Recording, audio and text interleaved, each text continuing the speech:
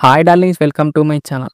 'Red 2' ఇది already మనకైతే థియేటర్‌లో హిందీ లాంగ్వేజ్‌లో మే 1న అయితే రిలీజ్ అయిందనమాట. అప్పుడు నేను మూవీ అయితే చూడలేదు కానీ, ఇప్పుడు మనకైతే నెట్‌ఫ్లిక్స్‌లో హిందీ లాంగ్వేజ్‌లో అయితే వచ్చేసింది. మరి చూసాక ఎలా అనిపించిందని మాట్లాడుకుందాం. దానికంటే ముందు మన తెలుగులో 'మిస్టర్ బచ్చన్' అని ఒక మూవీ అయితే తీశారు. డేమి మూవీ అనమాట. అప్పుడు పార్ట్ 1 తీశారు కదా! అది మనకైతే పార్ట్ 1గా మన తెలుగోళ్ళు 'మిస్టర్ బచ్చన్' ఒక మూవీ తీసి టీజర్ అయితే అయిందనమాట. మరి ఈ మూవీ చూసాక ఎలా అనిపించింది? నచ్చిందా? నచ్చలేదా? అని మాట్లాడుకుందాం. ఓకేనా? దానికంటే ముందు ప్లీజ్ సబ్స్క్రైబ్ అయితే చేసుకోండి darlings. Let's start the video. Plot విషయానికొస్తే రైడ్‌కైతే వెళ్తాడనమాట మన అజయ్ దేవగన్ గారు పెద్ద పొలిటీషియన్ వాళ్ళ ఇంటికి. ఎళ్ళిన తర్వాత ఏం జరిగిందనేసి మూవీ యొక్క ప్లాట్. ఇది ఆల్రెడీ మనకైతే ట్రైలర్‌లో చూపెట్టేసింది. మరి ప్లస్ పాయింట్స్ ఏంది? మైనస్ పాయింట్స్ ఏందని మాట్లాడుకుందాం. ఫస్ట్ మనం ప్లస్ పాయింట్ గురించి మాట్లాడుకుంటే, మనకు మూవీ స్టార్టింగే మనకైతే ప్లాట్‌కైతే వెళ్తారనమాట. నాకైతే చాలా అంటే చాలా బాగా నచ్చింది. ఏది సోది లేకుండా, ఏది కూడా అనవసరమైన సీన్స్ లేకుండా మంచిగా అయితే తీసుకెళ్తారు మూవీని. అలాగే మనకు 'రితిక్ దేశ్‌ముఖ్' గారును, అలాగే మన అజయ్ దేవగన్ గారి ఫేస్ ఆఫ్ సీన్స్ అయితే నాకైతే చాలా బాగా అనిపించినాయి. అలాగే మాకు టైట్ స్క్రీన్ ప్లేతో తీసుకెళ్తారనమాట మూవీ అంతా. మాకు మంచి క్యారెక్టర్ ఇంట్రొడ్యూస్ చేసుకుంటా మంచిగా అయితే తీసుకెళ్తారు మూవీని. అలాగే కొన్ని కొన్ని థ్రిల్లింగ్ సీన్స్ కూడా చాలా అంటే చాలా బావుంటాయి భయ్యా. ఆ రైడ్ జరిగే సీన్స్ కూడా చాలా ఇంట్రెస్టింగ్ అయితే తీసుకెళ్తారనమాట. ఏది సోది లేకుండా.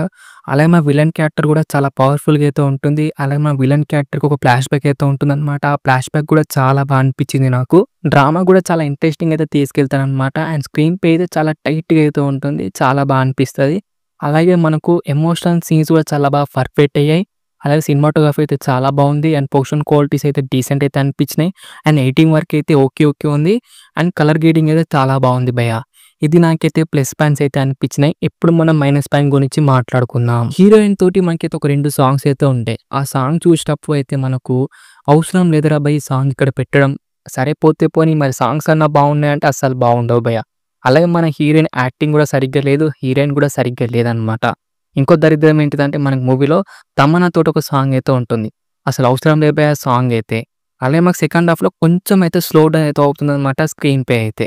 అంతే నాకైతే మైనస్ పాయింట్స్ అయితే అనిపించినాయి. ఇక ఓవరాల్‌గా ఎలా ఉందిరా బాయ్ మూవీ చెప్పురా అంటే, మూవీ అయితే బావుంది భయ్యా. నాకైతే నచ్చింది.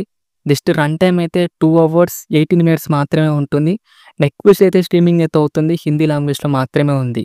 ఒకవేళ మీకు రైడ్ 1 చూడకపోతే రైడ్ 2 అయితే మీకైతే చాలా మంచిగా అయితే అర్థమవుతుంది భయ్యా మూవీ అయితే. ఓకేనా? నేను కూడా రైడ్ 1 అయితే చూడలేదు.